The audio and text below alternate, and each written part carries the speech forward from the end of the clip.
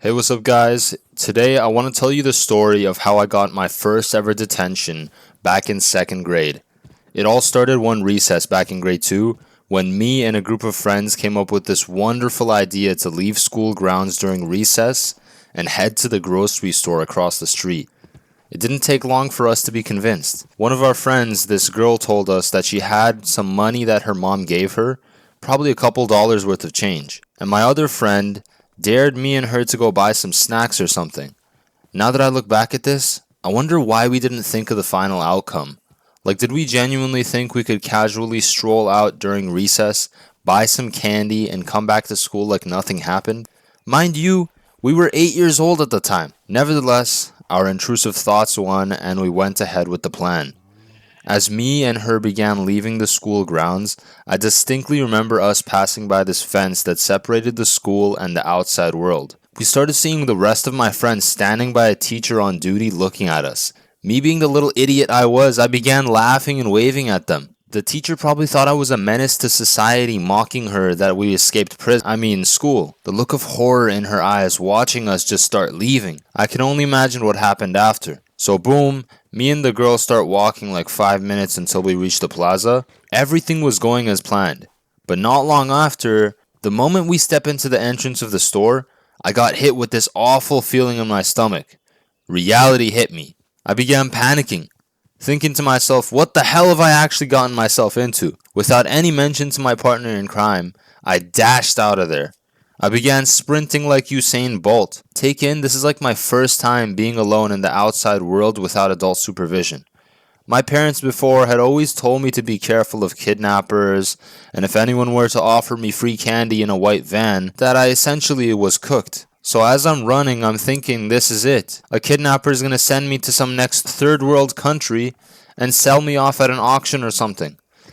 Okay, I may have exaggerated that part, but nonetheless, I was pooping my pants. Eventually, I got back to the school, where I came to the realization that recess was over.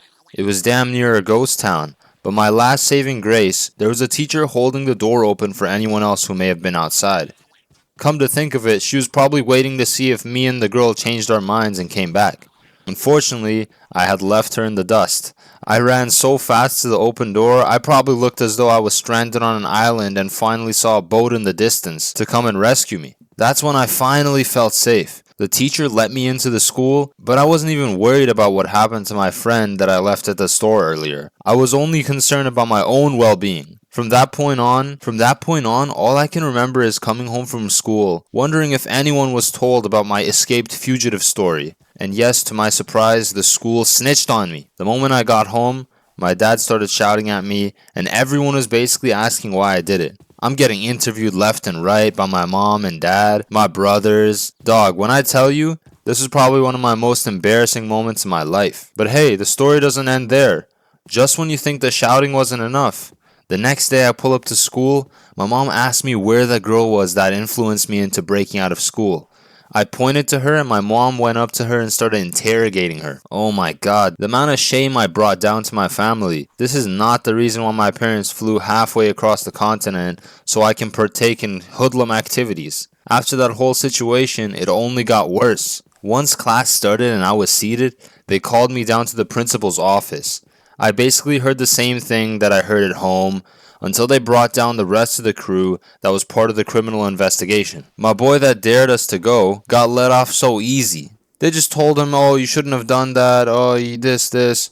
Then the girl, I honestly can't remember what happened to her. She probably got the electric chair. Me, on the other hand, I was given the most severe, humiliating punishment. I had to report back to the office every recess so I could reflect on my decisions. But to me, it felt more like life without parole, to be honest with you. So every day at school, I would come down to the office and watch my friends playing outside while I was stuck in the office sitting beside some kid with mental issues. Here's the thing, you had to do some heinous stuff to be locked up in the principal's office. My cellmate was acting up. He was playing with scissors, fighting the urge to stab me in the neck while the teacher was neglectfully watching us. Oh man, bruh, this cycle went on for a long time from what I can remember. I know I learned my lesson after that one, I bet you the feeling that I had once I was able to go back to normal recess must have felt great. My dopamine levels were low, cortisol levels high, nobody coming to visit me. Once I got out, I felt like Pooh Shiesty. I probably had an overgrown beard, all jacked from doing prison workouts with my bunkmate. Okay, that's enough. I'm making it seem worse than it actually was, but trust me, it felt awful. So the moral of the story is, don't do stupid things like that. I hope you all enjoyed the story time, and if y'all want to see another one of these kind of videos, let me know in the comments, and I'll see y'all in the next episode.